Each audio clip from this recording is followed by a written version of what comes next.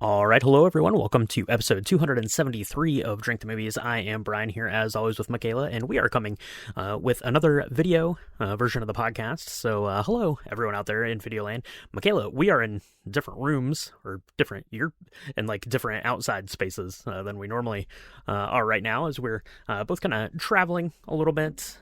Maybe we're going cross country. Maybe we're headed to Kansas City to break some news for everyone.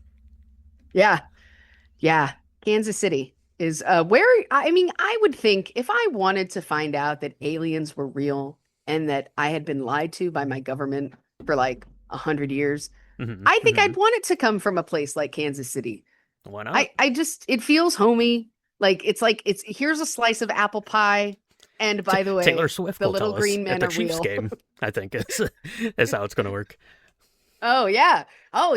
Like on the Megatron. Yeah. On the big the Jumbotron. Yeah. I think Megatron was a different movie we'll talk about someday. But today we were talking about Disclosure Day, which is great. It's Steven Spielberg's new sci-fi adventure here. Steven Spielberg has a long history of sci-fi, which we're going to talk about, I'm sure, at some point here in the episode. But yeah, this just came out last week. You saw it, I think, like opening day, potentially, maybe.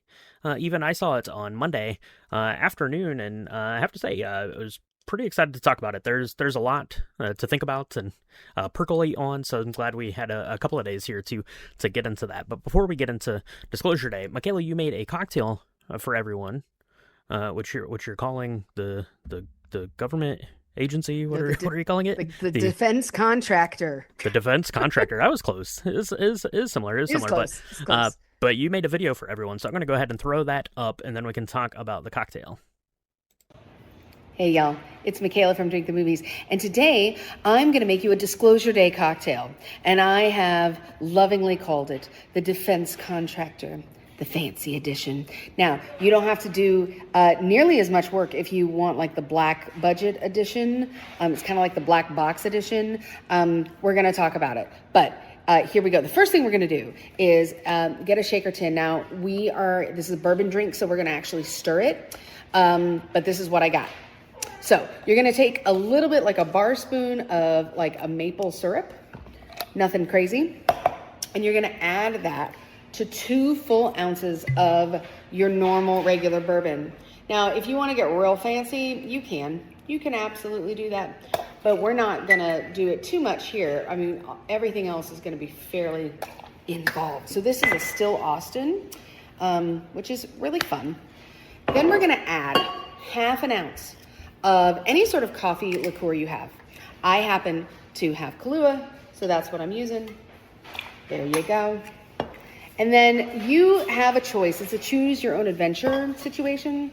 You can use amaretto, or you can use like a walnut liqueur. I didn't have any of that on hand, so amaretto it is. And you're gonna do about half an ounce of that as well. All right. Ooh.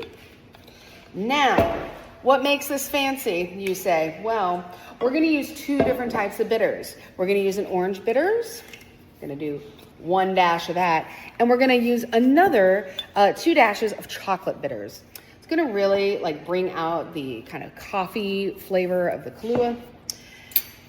And then we're going to stir this because it's important to get the ice melts, but we don't want to shake it. I don't really know why we don't want to shake it. But every time I went to anywhere on the Bourbon Trail in Kentucky or, any of those places, we stirred. We didn't shake. Now, you're going to take a glass. You're going to put an ice cube in it. And I did want to talk a little bit about these ice cubes because if you're one of those people that doesn't have like the ability to freeze 18 giant ice cubes, there's this thing called fat ice. We are not a sponsor, but we could be. You could just buy like half a dozen, and they come in blocks or they come in balls, like these spheres. It's really cool. Anyway, that's what I got in here. And now I'm going to take my stirred drink and I am going to put it in here. Look at that. That is beautiful. It's kind of steep too. All right, now, as a garnish, you could do like charred rosemary, which I tried to do, but I don't know what's going on in Texas. I can't find any rosemary. So what I did instead was expressed some orange rind and put it around and then lay it gently on the top because you don't know what you're looking at until you do. Happy Disclosure Day, folks. Cheers. Okay, so there it is. There is the cocktail. I love that. There's a lot to take in there. Basically, you're making coffee in walnut, or in your case, an amaretto, old fashioned, more or less, right? Yeah. So it has kind of those flavors on there. So a couple quick notes. You mentioned that you stirred yours as opposed to shaking it, and that's what people are doing, like on the bourbon trail. I think that generally is done because when you shake it, that tends to create little icy chips in your drink that are going to get in there and further dilute it. It's a little bit too much dilution there, I think, is why you do that. When you're doing something like a vodka martini or something, you want a little bit more of the ice dilution because there's not going to be an ice cube served with the drink. I could be wrong on that. If anyone else has any theories out there, let us know. The walnut liqueur is an amazing little tipple of a drink. You might see it at your store called Nocino. I think that's like the proper like Italian name of walnut liqueur. They are kind of pricey. So if you're buying it for like this drink, that might be a little bit a little bit spendy. So I think the amaretto is okay. There in that case, but the walnut's really nice because you can use it in things like Manhattans, like old fashions. Just to give them this little like earthy umptiousness. That's quite delicious here, especially when you pair it with that coffee and chocolate.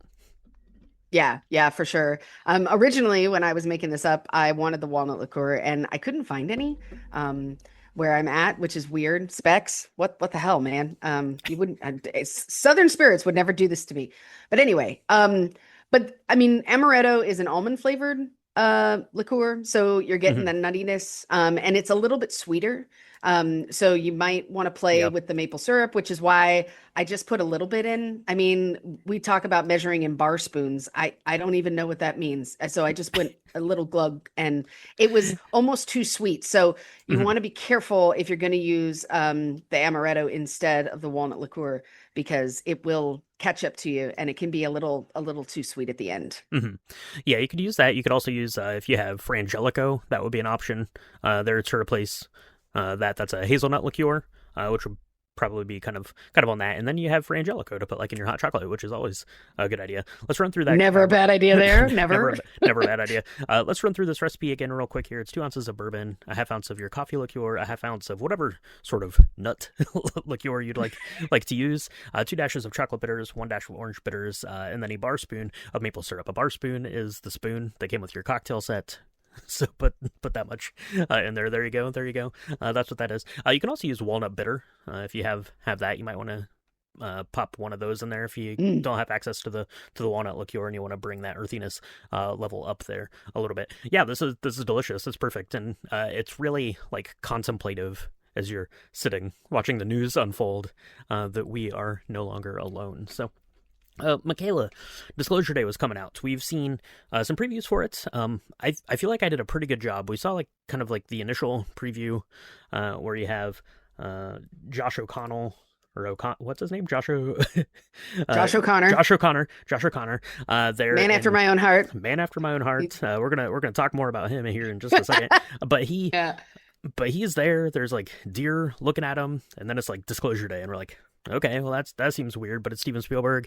It's going to be amazing and epic. And Steven Spielberg, like I said, has this long line of sci-fi movies, which I want to touch on here as we kind of wrap up the movies. So remind me to circle back to that before we move on. But were you excited going into Disclosure Day? Like I said, you saw it like opening day. Could you just not take it any longer? Was that just the day that worked out there in Texas to go see it? Yeah. I mean, we had plans, listeners, we had plans. Brian and I were feeling sad that we were spending basically the entire month apart. And so I had this great idea that we would watch the movie at the same time. So it would be like we were in the theater together. And that was the plan. But unfortunately, life kind of happened, and I'm here visiting my family, and they had some doctor's appointments and stuff. So the only day that really was going to work was opening day, which freaked me out a little bit because I was worried that it was going to be a packed house and very like messy and just a lot of people. Mm-hmm. We don't usually like to go to opening days because it's just bananas crazy. Sure. And it wasn't that bad. Luckily the Palladium, Santikos Theaters, San Antonio, you guys are amazing. They have like 87 showings of it. So I found one and was able to get in, and it was great. So yes, I saw it during opening weekend, and I was really excited because Steven Spielberg has captured the hearts and souls of everybody when it comes to aliens. Okay, this is like his fourth Alien movie. Because he did. Maybe even more than that. Yeah, let's go ahead and talk about Steven Spielberg. But before we do that, let's go ahead and throw up a warning. Oh yes, spoiler warning for Disclosure Day. I mean, I do feel like the preview, the second preview that came out when she's like on top of like when she's giving the weather and instead she's talking in clicks. Mm-hmm, I think that pretty much spoils it for you, but we're going to talk about all the things. So if you want to go on that adventure on your own, please press pause, go make yourself a cocktail, come back after you've seen the film, because we are going to talk about it. There aren't a ton of things that I think are real spoilers here, but I don't know. You probably want to go see it. You've been warned. Yeah, You've been warned. Day, it just came out last week. It was directed, of course, by Steven Spielberg. More on that here in a second. It stars Emily Blunt and Josh O'Connor. There are two who have been tapped. Spoiler warning by the aliens to communicate on behalf of the entire planet. Colin Firth is playing Noah Scanlon, who's like the head of this shadow agency for the government. More on him. Coleman Domingo is playing Hugo Wakefield. He's like a former associate of Noah Scanlon who has like turned like gone rogue in an effort to get this news out to the world. We also have Eve Hewson as Jane Blankenship.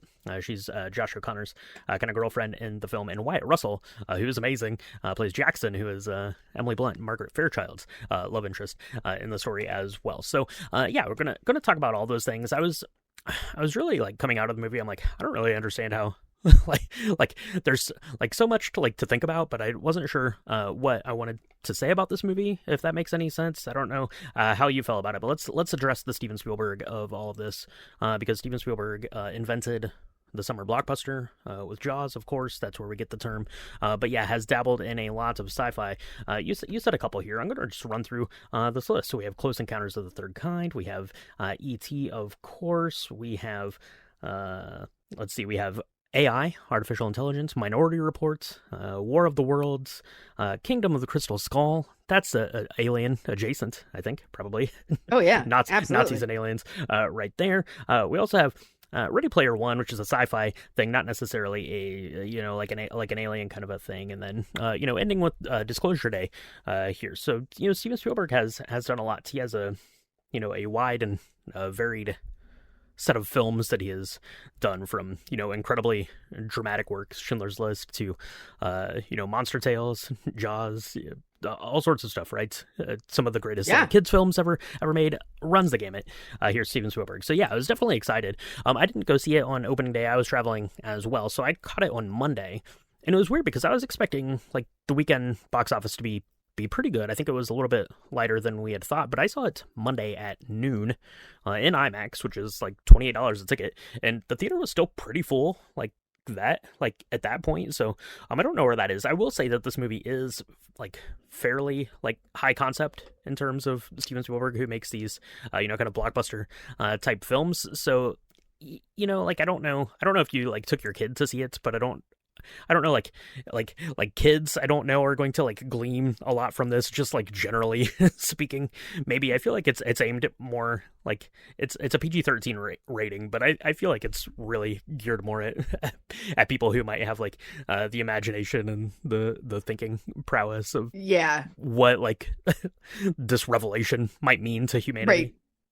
Yeah, I mean, it's interesting because I did take my son and he was like, I don't even know what this is. It's a great example of a film being rated a certain way because of adult, quote unquote, adult content that's not really that adult. I mean, there wasn't a Mhm. ton of violence, there wasn't a ton of sex, nothing like that, but it was just like, this is kind of just a, you're going to be bored. Kids, I mean, because we don't get to like meet aliens and go on a ride the way that we do with ET, right? Like Mhm. it's a little bit more, like you say, high concept, and it's much more about the backstory around have we been lied to as and who's lying to us and why are we being lied to and kind of those kind of concepts, and that is Mhm. a lot more critical thinking than like a 5-year-old or an 8-year-old would probably have. So yeah, I took my kid because I wasn't going to leave him at home. He ended Mhm. up really liking it, I will say. But my kid's kind of strange that way. So I wouldn't say this is a kids movie at all, Yeah. for those reasons. But yeah, I was kind of surprised, um, because I didn't know what kind of alien movie we were going to get, Mhm. from Steven Spielberg. I Right. didn't know if it was going to be really heavy on like the drama, the way he is known to do. I didn't know if it was going to be super adventure driven. Mhm. I didn't know if it was going to be very like a kid's version, like something that the aliens come down and we get to actually meet them. I was waiting for all sorts of Easter eggs, and we're going to talk about that because there were quite a few, I feel like. But I think this film did a lot of things at once. And I was the same way as you, Brian. When I left, I was like, I don't really know what I'm going to say because there's so many layers to this. Mhm. Um, and I didn't want to talk it to death, but there's a lot to go through. And I will say, visually, I don't know, it didn't disappoint. Steven Spielberg did a great job. I'm a little sad that it didn't do as well. I mean, we talk about that here at Drink the Movies, that a film doesn't have to do well to be considered a good film. But I Mhm. know that they haven't quite made their money yet, so maybe next weekend they'll come out on top. Yeah. But We'll see yeah. with the Toy Story of all of it coming out. It is doing uh pretty much beat for beat worldwide, so I think it's going to end up doing okay in terms of that. But it felt to me like I don't think like Steven Spielberg really like cared how it did. Like this felt very much like something that he'd been like working like his whole career up to telling the story, like partially. And we'll probably touch back on that here in a little bit. I want to give a shout out here to before we get into the movie. I want to give a shout out to Ian. The bartender extraordinaire at Regal, who, even though you weren't there with me, Michaela, I did have the cocktail there that he made. It was a blood orange margarita that was special for Ooh. Disclosure Days. So shout out to Ian there, and I stopped and talked to him after because he kind of like me said that really tried to stay away from like spoilers and the trailers for it. Like I didn't watch like the last trailer that came out at all. I'd seen that there was like an alien in it. Like every time it would come on TV, I was like closing my eyes, like plugging my ears, like la la la, like don't tell me what's going on in this because I don't want to know. So I went in like very very like dark on Disclosure Day. I was not prepared for Disclosure Day to that, and we were talking, and you made the very good point that like the movie is called Disclosure Day, but really it's like the day before Disclosure Day is what the movie is really, right? It's like the day Right. before because you have like these four kind of storylines that are going right. So you have Dr. Daniel Kellner, who's played by Josh O'Connor, who's one of the people that are tapped by the aliens to communicate this. He was done so at an early age. He is there. He used to work for this government agency after he had got out of jail for hacking or whatever, and he stumbles upon all this stuff and decides that he needs to get it out to the world. So you have his storyline going. You have Margaret Fairchild, played by Emily Blunt, who's this weather reporter in Kansas City. She gets tapped later by a little cardinal that flies in to their apartment, which is kind of awesome, kind of scary. More on the animals here in a second. But she gets tapped to be able to communicate basically with us, right? She can empathize and communicate with humans. Dr. Daniel Kellner can communicate with the aliens, and with their powers combined, there, Captain Planet there, to that end. So we have her story that's going. We have Colin Firth, who's playing Noah Scanlon, who kudos to hair and makeup, or the eyeglass department, because I knew that this was Colin Firth the whole time, but like I never would have like sworn that it really was him. I was like, maybe that's like a Colin Firth like stand-in, because I don't know, like something about like the way he presented himself and just his appearance was just a little bit different. Like it always was a little bit surreal that it was Colin Firth to me. But he's running this government agency who had all of this alien information and technology, was trying to keep it under wraps. So we have his storyline, it's going straight for this thing, and then we have Coleman Domingo playing Hugo Wakefield, who's running like the offshoot of that, right? The group that's trying to get this information out to protect Daniel Kellner and then Margaret Fairchild to get this information to the world. There's an incredibly moving scene revolving a house we'll probably talk about here in a second as well. But we have his story then, which is also running parallel to all these. So you have like these four strings that are going to this final conclusion. So on one hand, there's a lot of layers, but they're like stacked up parallel. Yeah. No, I'm really glad you were the one who explained that, because I would have definitely screwed that up. What I loved about it, though, is it kept pace with kind of all of them at the same time. Usually with things like this, we have like Apollo 13 is a great example, where you have like a lot of different storylines happening at once and different points of views. And that can really muddle itself, where you almost forget what is happening. That happens a lot with like miniseries, right? Where you kind of forget what you're supposed to be caring about. And I thought that from an editing perspective, this did a really good job of that, because you were under stress the whole time, but you didn't know where the stress necessarily was coming from, because all of them all of them had their own challenges, right? And I agree with you. Colin Firth is an amazing bad guy.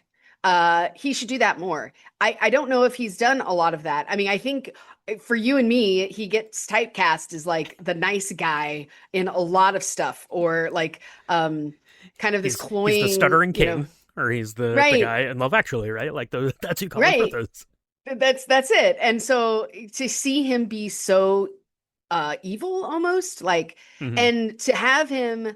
And one thing I thought that, again, was so great about these layers is that on his side, he really believes that he is helping, because he's like, you guys the world is not ready to know. And it's like a religious conviction almost to him, which is interesting, because you got two incredibly religious people here. I found it really interesting that Daniel's girlfriend, when he explains that aliens are real and that he has known that aliens are real, and her first thought is, how are people going to believe in God if they're aliens? And I was like, that is the last thing that I would be thinking about at this point. Well, I would be more like, are they going to blow us up? Well, are they going to kill us all? I mean, Dan, are they going to eat our brains? Like Dan Kellner tells Jane, his girlfriend, he's like, so I need to tell you something. Aliens are real. Here they are. And she's like, I need to tell you something. I was a nun before. That's not great. And she was almost a nun. Almost a nun. There's a distinction. There is a distinction. Yeah. So I actually really liked that it had like this religious slant to it, and both like her perception and how like she could be influenced by Noah Scanlon's like ability to wield like this alien technology, like how that worked, how like she was like fighting against it, like almost like recreating like a stigmata upon herself with this information, which I thought was really interesting. And then like the way that she like conveyed that back to, I guess, like her like nun like mentor lady, I guess. I don't really know exactly what the relationship was. I think it was just like an elder of the nuns that she talked about, and like that. And I thought that like aspect of it was very powerful. So I thought that those were great. Let's talk about Josh O'Connor here for just a second. Like Josh O'Connor, like I'm sure like people knew who he was, but I didn't know who he was. I don't think you knew who he was. England knew who he was because he won a BIFA award in 2018 for something. To be fair, I didn't know him in 2018 either. Kudos to them, I guess. But he was in Challengers in 2024, and then all of a sudden he's like blown up, and he's leading these two like very, very high profile things. Right? He did Ryan Johnson. He was the main character in Wake Up Dead Man. in the new Knives Out thing, and then he was the main character here in Disclosure Day. So kudos to you, Josh O'Connor. You're pretty excellent at this kind of this boyish, humble genius kind of thing that you are playing in this. I thought he was great. On the flip side of that, we have the counterpoint here, Margaret Fairchild, played by Emily Blunt, who is friggin' phenomenal in this. Whether you thought that this movie was great or not, she's exceptionally good. Oh, yeah. I mean, it's so interesting. Emily Blunt's career in general, I think, is just a thing of joy to see. We talked about Devil Wears Prada, and I remember she was in that. She looks exactly the same as that, and that's 20 years old. I don't know what kind of skincare regime she's using, but it's working. But like, she went from doing better than these, mine. like, I know that. better than everybody's, I think.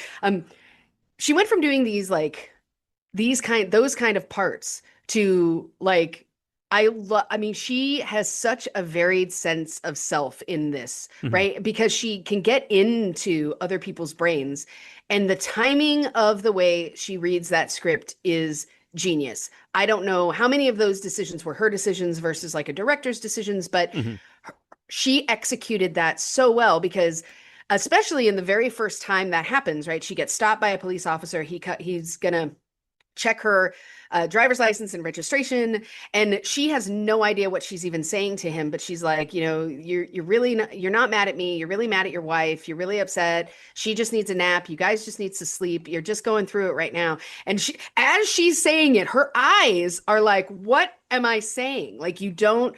And then afterwards, she's like, what the hell was that? Like, she doesn't even know. She doesn't even know that these things are happening, that she is able to do that until it's happening. And I love that. I love how she makes some very human decisions that, when from the outside looking in, you're like, this is dumb, don't do that. I think both of them do a really great job of being human and having like dialogue feel clunky when it should be clunky and like really crisp when it should be. I don't know. But I agree with you. I think she did a really, really good job here. And I loved the chemistry between Margaret and Daniel, because it is transcendent. It's not romantic, but like the first time they see each other, they're, as adults, they're like, oh, there you are. And it is so cool to see that kind of displayed. She has a panic attack and he calms her down. And that's probably the first time I like broke down in tears. Spoiler warning, Michaela cried at this film.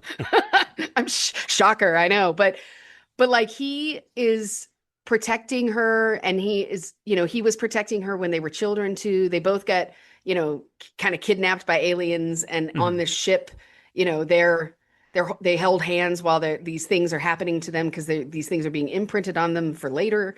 I don't know. I just thought that was really a beautiful piece too of the story. And again, I don't want to talk it to death, but I really liked that, because it really explored the idea of a connection between people that is not romantic, but that is so much more than just friendship, and it's not family, right? It's just this other thing. It's this tetheredness that they are joined together in some way, and it's not creepy. Yeah. Does that make sense? Yeah, it's like the relationship, like, I guess, like, probably like professional athletes, or like high, like, performative, like business units, like, can perform, where you're not necessarily like friends or like even colleagues, but you have such like a shared like ambition and drive for the same goal, that you just work together, and you can think each other's thoughts. And I mean, quite literally, they can kind of do that to some extent here in the film. But yeah, I love that. As children, they're abducted, and they're given this imprinted on for a later date. And I really like that it talks, Dr. Daniel Kellner talks about, like, after he was tapped then and given his ability to like be able to speak in mathematics, like how lonely that was then, like having that knowledge that no one else had, which I thought was really touching and moving. And then Margaret Fairchild gets tapped by this cardinal, which is really neat scene, because it's like right in the middle, they're having like this like kind of argument, like her and Jackson, her boyfriend, played by Wyatt Russell, who's really funny. Like, I like him. He's kind of like this like dopey like boyfriend love interest who's like trying to keep his like act together a little bit, while Margaret is just like going off the rails after she talks to this cardinal and starts like speaking Korean and all this stuff. So like that's pretty fun, and I like kind of the sentiment of that is very was that like uh what movie was that where like the aliens like presented as like her her parents was the same kind of thing. Oh, That Jodie Foster movie, Contact. yeah, Contact. Yeah, Um, yeah. where the aliens were presenting as animals because it was more disarming than being in their actual form, which I thought was really kind of interesting. Kind of a choice, and why the choice of the cardinal and the deer were the ones here that were chosen to get into that communication. Let's talk about Coleman Domingo's character here for just a second. Hugo Wakefield. Like I said, he and Noah Scanlon, I think, had been colleagues at this kind of like Black Ops kind of cover up kind of thing when Hugo goes rogue and decides that the world needs to know this information because they were doing things that's a little bit shady, and B, people have the right to know, right, to expand beyond our own little tiny pale blue dot, as it were. So he's going rogue, and part of what he's doing is he's keeping Daniel Kellner safe once Margaret Fairchild gets identified as being like the other half of this coin, to keep her safe and to basically present this world to her in a way that's not going to like blow her mind too bad, where she can eventually get this news out to the world. Yeah, I mean, I love this, the burying of this kind of lead, because when we meet Hugo the first couple times, he's on the phone, and he's kind of talking them through that, and there's this giant construction site, and you don't know what's being built. You're like, what's happening? At least I assumed it was, some sort of like TV or like movie set that was being constructed and put together, and I think even Noah Scanlon and like his team of like government entity say something about him being on set. So I don't know if maybe that was his career, like his actual career, and that's how this came together. But yeah, the whole time I'm like, he's working like in film and television, and that's just where he's taking these phone calls. But it turns out, not exactly. Maybe a little, but not exactly. I don't know, man. I mean, I think I would probably like they're very trusting, which is good. I mean, they're being sought after by Wardex, which is that third party contractor, and so I guess I would be really trusting. But if someone's going to go to the trouble to recreate my childhood home with all of my things in it, I don't know how they did that, by the way. But all of my stuff, especially my room, exactly the way that it was, so that I can like let go of some repressed memories. Number one, that is genius. Therapists should do that. It would be cost prohibitive, but that's awesome. And number two, it was really powerful to watch because you see, Margaret kind of realize what is happening, and she is so shocked, and she's just her mind is blown, but it's not so. She doesn't have a psychotic break, and I think that is really the thing that Hugo is trying to prevent, because he kind of knows all of the things that Noah knows, and Noah was the leader of Vortex, right? And so they have like this tete-a-tete moment where Hugo's like, everybody has a right to know why you used to, why do you believe this so fully that they shouldn't know this? And so it's kind of interesting in that respect. I love the technology also, like they hold this bar, and Colin Firth's character can go and like present himself to people with this bar that he holds. It messes with their mind, and Hugo probably put all that together and was like, we're going to literally have a human psychotic break if we just tell Margaret that, hey, you were kidnapped as a child, and we've known about that for a really long time. Right. And you're a victim of alienness. I also thought it was really cool that the aliens came as animals, because she sings a Disney song in this film, and it was very like full circle to me of like a fairy tale, right? Where, you think that a cardinal's visiting you, and it's really an alien saying hi, trying to talk to you. you know? Telling you that you can speak Russian now. Yeah, absolutely. Yeah, I like that. I like the technology aspect of it. I have a theory as to how they knew exactly about her house. Is because Hugo had previously worked for that. Would you say it was Wardex? Is that the name of the company? I think so. Yeah. So, and they had all of like our recorded like history of our alien encounters for this whole time. So, my thinking is that they probably knew that Margaret Fairchild and Daniel Kellner had been abducted at some point and probably had extensive files on both of these people. So they probably knew exactly what her house and bedroom looked like because they probably were checking it out and making sure that things were A-okay until, you know, they were later kind of activated in like a sleeper type of a situation right there. Yeah. There's a fair bit of action in this. Like you said, like the movie like starts out like super tense. Kellner is there. He's at like some like I don't know, like UFC fight, not at the White House, just in like a regular place. But he's there, and like this that agency is like getting like this backpack full of like all of his information about it, and you don't like know like what it is. There's this little bar that falls out onto the ground that he picks up, and everyone starts like freaking out about it. You don't know, like Spielberg held like the reveal of like what was going on for a really long time in this movie. Like you're almost like a little confused and a little upset that you're so confused for quite a while. Yeah.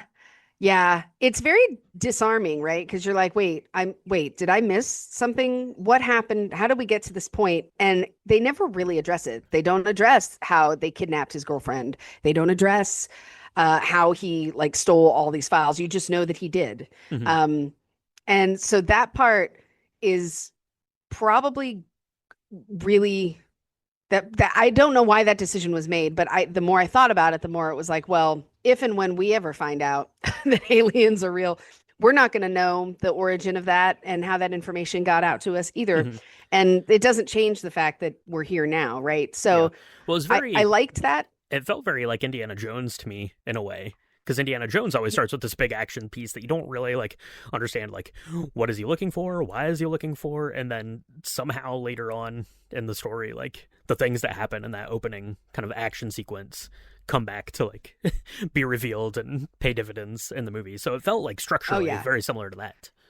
Yeah. No, I totally agree. I think the only part to me that was a bridge too far from like an action perspective is when Jane and Daniel are in this house that they have been put in as like a safe house, and it's in the middle of nowhere. And, you know, Colin Firth's character holds the bar and he finds out where that house is by talking to Jane. And Daniel like is away. He's managed to get away from that house, and he sees that they've got Jane and they're going to kill her. Basically, they're just going to wipe the house out with machine guns. And he, in his infinite wisdom, decides to like pick up a car that's in the back of this line of cars and drive all the way through the cars into the house and drives like through the house to pick up Jane. That part was a little, we could have probably done without it. He had to go rescue Jane. He had to go rescue Jane. I'm really glad that he did talk about the fact that he did not like people at all until he met Jane, because halfway through this, I was like, she is not worth it. And you know it. You cannot trust her. She's told you herself. She's like, tie me up, and not in a good way. Like, you need to tie me up because I might freaking kill you. Like, she tells him, and he's like, nope. He loved Jane. He had to go get her. It was a little funny. He's like running through this field. I'm like, none of these dudes are going to turn around and be like, what's that out of the corner of my eye? Right. and find Seriously. It. He's like wearing white and gray, and like there's no cover at all. Like, at all. Like, yeah. But when he started driving forward, I was like, why is he going that way? Because he could have just backed up and like driven away. But then he went through the house, and I was like, okay, you gotta get Jane. I like that. Jane's important. He loves Jane. You gotta protect people you love, even if weird Noah Scanlon is like getting into her head or whatever. You still gotta go get her. Michaela, you would want to get rescued by Josh O'Connor too. So he drives through the house, which is really awesome. Oh, that's true. And then he drives through the rest of the house, and like 7 cars swarm on him. There's like such amazing cinematography of these car chases. There's that one. There's the other one when like the invisible like fleet of these like ambulance or fire trucks or whatever like go, and it like goes through these cars and it's like taken off down the street. Like that's incredible too. Like no one can do summary action like Spielberg. That's true. And you know what? No one can do score like John Williams. That's We need true. to talk about the score a little bit because I didn't realize that this was scored by John Williams. I didn't I either. don't know. Yeah.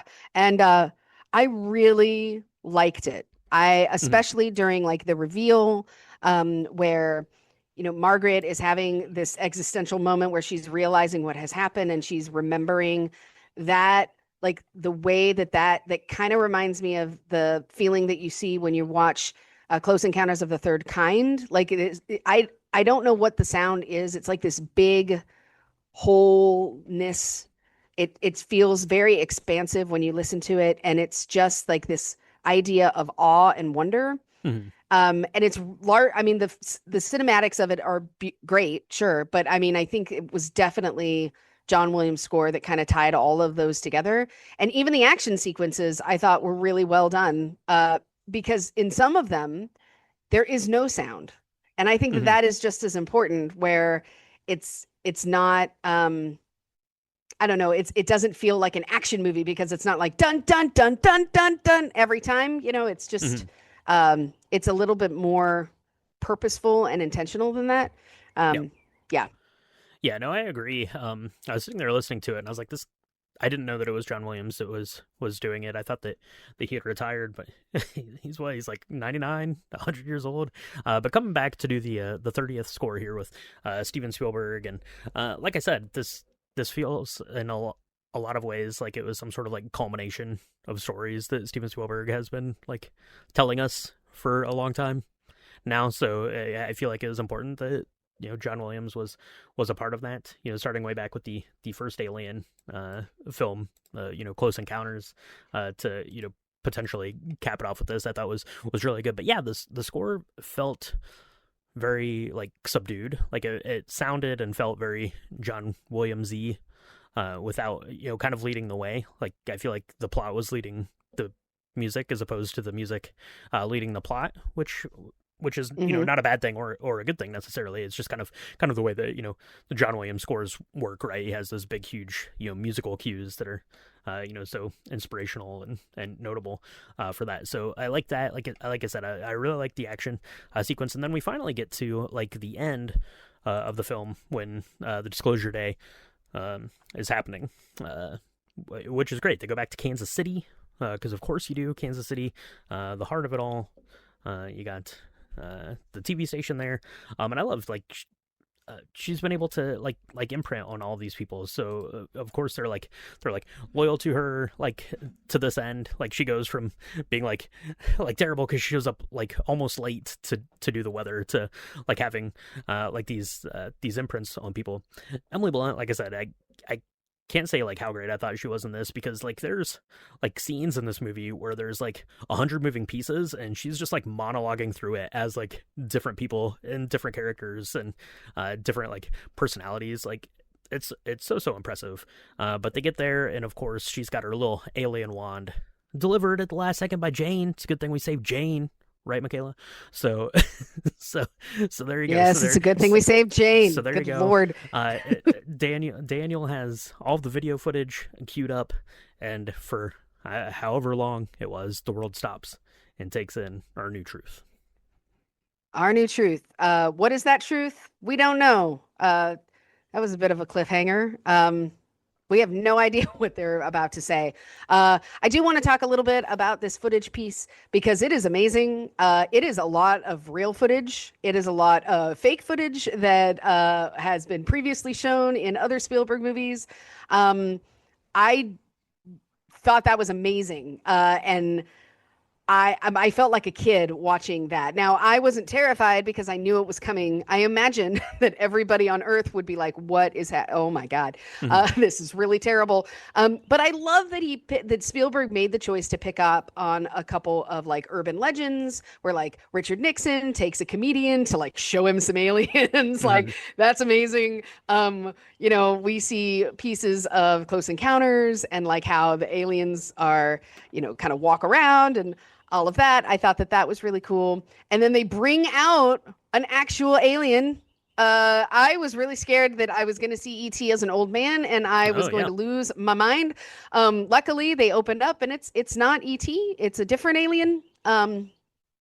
Which makes sense actually, because if they lost their kid, I don't know if they'd ever go back. They'd be ET's like, already been here. They're like, that was the worst vacation we've ever been on. We're not going back to Earth. that was terrible. Yeah, I'm so yeah. So they bring out this alien and then they're like, okay, now we're gonna talk. And that's when it ends. And so good on you, Steven Spielberg, because you left us wanting more. It would have been really cool to kind of I idealize what they would have said, but I also am Hmm. really glad that he didn't. Because again, this isn't so much about what the aliens would say, it's how we treat the information of the unknown and how we Hmm. treat the truth and how we as a society, are quote unquote protected by people who think they know better and so don't tell us the truth. Hmm. And I really loved Margaret when, that scene where she touches Noah, played by Colin Firth. She touches that character Hmm. and he immediately sees his wife who's passed. And that's probably where this deep-seated need to control the narrative comes from, is from fear and from loss and from sadness instead of, really just wanting to know the truth and being curious. Hmm. And again, there's so many layers to this, but I really thought that at the end of the day, that it was the crux of what this movie was about. And so it wasn't necessarily Hmm. about the message even of Yeah. what the aliens would say. It's that, do you want to know the truth? Do you want to fight against those that would stop from telling the truth in an effort to keep you, quote unquote, safe or controlled? And I thought that that is a very impressive and brave thing to do right now. Hmm. Oh yeah, 100%. It felt very brave and monumental, I think, in that sense. And I too, I really liked that. They spoke with the alien. You didn't hear what they say, and then it ended with her saying, "Listen." Because it's one of those things that that people get up in arms when they don't like specify like what people said, or it's like a secret, or they don't show you like what that character sees, and then you have to imagine it. But it's one of those things that whatever Steven Spielberg and the other script writers there, David Kopp, I think, was the other script writer here. Whatever dialogue they would have given you would not have satisfied whatever you wanted it to be in your brain. So it's best to leave it ambiguous and let you sort of work out what message you took away from it at the end. Yeah, and that's where it ends. Seeing like the footage, like the Disclosure Day like footage, like you said, it was a bunch of like Easter egg kind of things in there. Like seeing that like on IMAX was like mind blowing. Like how how big it was and all that stuff. Like it looked great, and it was cut in such a way where it was interesting, but it was still like not revealing like so much where you lost like this like sense of like wonder and amazement watching it. Yeah. I thought Yeah. was really really cool. Um, so yeah, so that is Disclosure Day. Hopefully, if you've listened to this, you either have already seen it or you weren't planning on seeing it, because I feel like the less you know about the story going into it, the better off you're going to be. Because even like myself, and I mentioned like it holds it pretty close to the vest for a while, and just watching like that first thing, you're like, okay, I know this is like the Disclosure Day where aliens are coming. Like when is that shoe going to drop? Like even knowing like that little bit, like I was like, all right, let's go on there. But I don't know. I like this a lot. I will say there were a couple of things in the first like act of the movie where I don't know if it was like dialogue was clunky, or just things that just felt kind of not like disjointed, but it just felt kind of like awkward in a few things. And I don't know if that was purely a dialogue thing or if it was just like some edits that needed to happen like for like the runtime of the movie. I felt like it was a little awkward, kind of maybe in like the first like half hour, but I like this a lot. I'm glad I had two Yeah. days to think about it. I'm probably Yeah. going to think about it for a lot longer. I really want to go see it again. So Yeah. It is worth everybody's time for sure. If you haven't seen it, you should. Um, And I think seeing it on a big screen rather than like in your home video life is probably great because some of the visuals are real cool. Um, I agree. I thought about that too, Brian. When I left the theater, I couldn't decide. I knew I had strong feelings, but I couldn't decide if I loved it or didn't. And I'm glad I had some time to think about it. And I agree with you with the clunky scenes. I think that was probably by design, Hmm. the more I think about it, because there are times where it gets very crisp and it feels really streamlined. And I think Daniel and his girlfriend Jane, right? When they start talking, I'm like, there's no chemistry. I don't understand what they see in each other. Hmm. There doesn't seem like he's moving the earth and sky to be with her, and I did not understand why. And it's because he speaks this language of mathematics, and that is where he's tapped into. And so we probably wouldn't understand that connection. And he probably is pretty clunky in the way that he's talking to her. I mean, I love Hmm. it where he's like, "You're a nun," and she's like, "Dude, we've been together. Like, I'm obviously not a nun, and like, I'm not a nun, you Hmm. know." Right. But it's just that kind of awkwardness. At first, I didn't love, but the more I think about it, the more I'm like, hmm. And I'd love to see it again with those eyes in that frame, right? And see if I still felt it was clunky or if I just thought this was just kind of how they talk, Hmm. Yeah. or connect. Yeah. Yeah. I would like to watch it again, kind of through that lens, and especially like knowing like how the story goes to like pick up on other things that you probably missed, because I feel like there was a lot of like foreshadowing, but also, like I said, just kind of layering in with what the secondary characters are doing, what like the scenarios themselves are doing, what how the like set design and decoration are like foreshadowing to other things. I think that would be really interesting, kind of exercise to go back and see it. But yeah, I liked it a lot. Like I said, I haven't been able to stop thinking about it since I came out of the movie on Monday afternoon. That blood orange margarita went a long way to make say thanks Ian for that. And yeah, just like setting it up, and being people that grew up with Steven Spielberg being a huge part of our lives and movie lives. Not that makes us unique in any sense, because quite literally since 1974, Steven Spielberg has been in the world making films that people have loved. So yeah, I'm glad that whether the film does well or resonates, I'm glad that he got to make it. And for me, at Mm. least, it resonated a lot. So, with that in mind, let's talk about Steven Spielberg here for just a minute. I threw over on our social medias, what is your favorite Steven Spielberg movie? Which is really an unfair question. It's unfair to ask someone what their favorite Steven Spielberg movie is, but I'm going to ask you right now, Michaela, what is your favorite Steven Spielberg movie? You're only allowed to say one. I'll let you say two, I guess, if you want to say two, but you have to pick at least one or two. They can't Oh all be your gosh. favorites. I mean, they're not all my favorites, but I could make the Um, argument for, like, I don't know, like 15 of his movies being your favorite movie. yeah. I mean, it's so hard. And I was thinking about this, because I mean, he's been making movies for 50 some odd years, right? Hmm.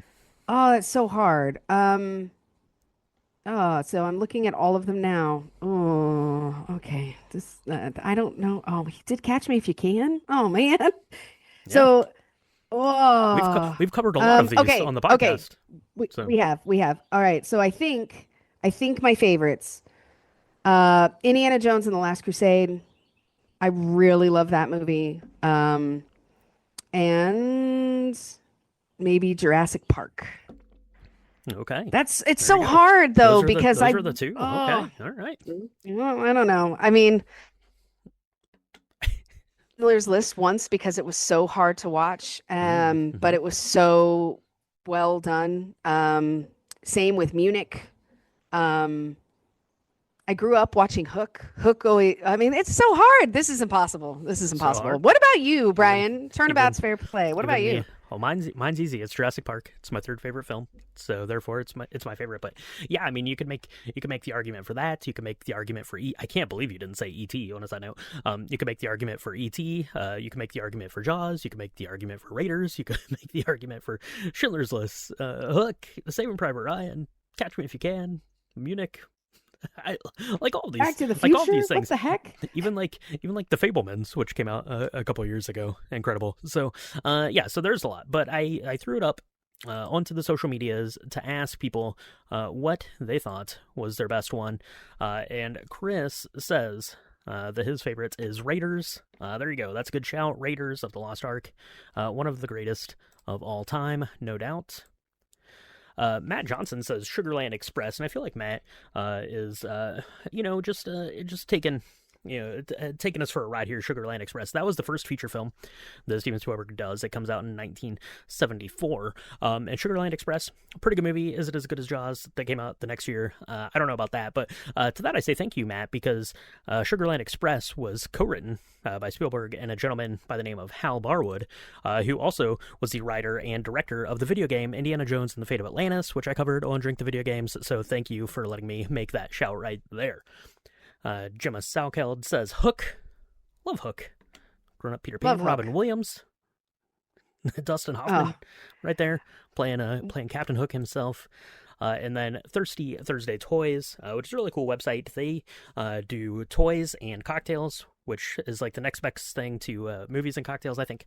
They say Jurassic Park, and of course that is a good shout right there. So yeah.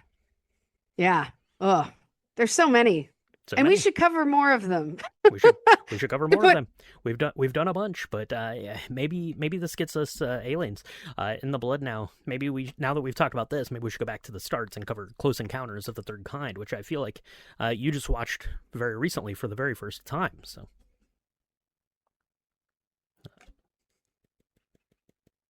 And Michaela has muted herself, so she doesn't even want to tell me about Close Encounters of the Third Kind.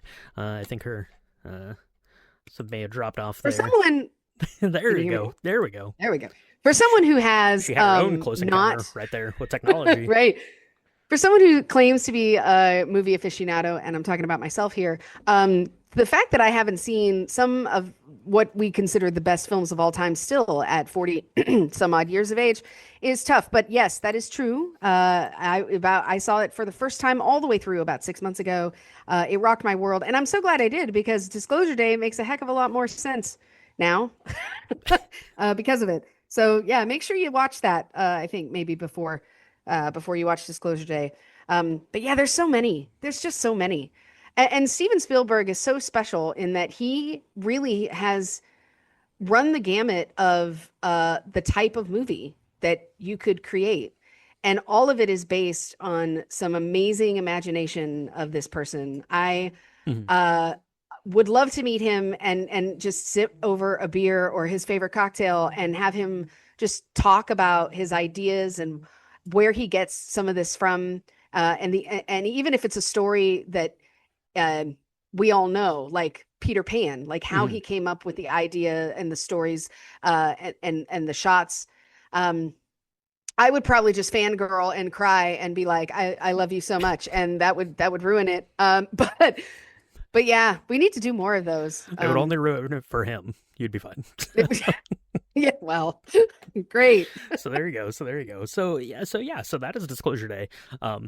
Again, I really, really liked it. I'm like I said, I'm excited. I probably will go back and see it here in the theater. I feel like seeing it, and like I said, just for like the actual like final like 10-ish minutes of like the actual Disclosure Day, like seeing that in IMAX was pretty spectacular. But yeah, I'm definitely interested to see it again. We still have a lot of stuff coming out everyone's way. We've got Toy Story Part 5.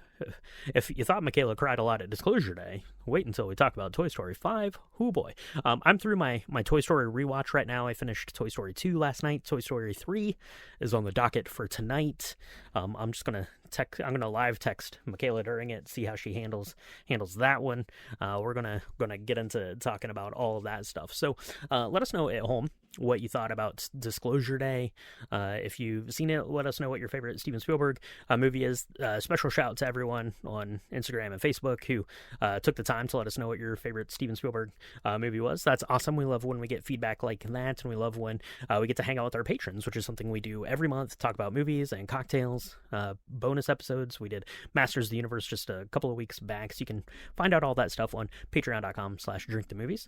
If you want to let us know more about your Disclosure Day thoughts, thoughts or what you think of the cocktail Michaela put together for this one, you can do that on our social medias. It's at Drink the Movies on Instagram, Threads, Blue Sky, and Facebook.com/drinkthemovies.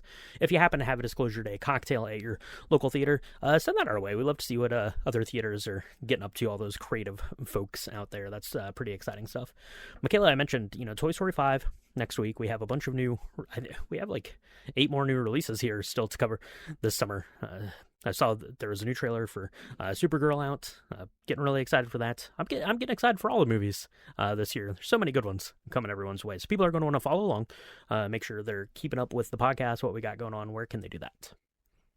You can find us on Apple Podcasts, Spotify, Good Pods, anywhere where Spotify podcasts are supported and distributed. We do 2 drops a week here. You were just listening to our deep dive. We also cover what's going on in the box office in our lobby bar and talk about a cocktail that anyone, even you, can make. If you are interested in video games, or you just want to hear Brian talk because he does all this amazing research, go look at Drink the Video Games. It's amazing. I always pop in for a cocktail, even if I've never played any of these video games. It's quite funny, but it's really great. So go check that out. And if you can, on your little rectangle, there's a subscribe button. If you're liking what you're hearing, if you press that, that's awesome. If you want to leave us a review, especially if it's got like 5 stars, that would be amazing too. Because all of that cocktail and movie love helps get all the Drink the Movie stuff out there. Absolutely. So thank you so much for that. Thank you for the special shout there for Drink the Video Games. I appreciate that. And I appreciate everyone who has taken the time to go on this Disclosure Day journey with all of us. So thank you so much for tuning in, and we'll talk to you next time on Drink the Movies. Something profound right here. I'm whispering it though. I'm never gonna look at a cardinal the same way again. I will say that. Or a deer. Oof.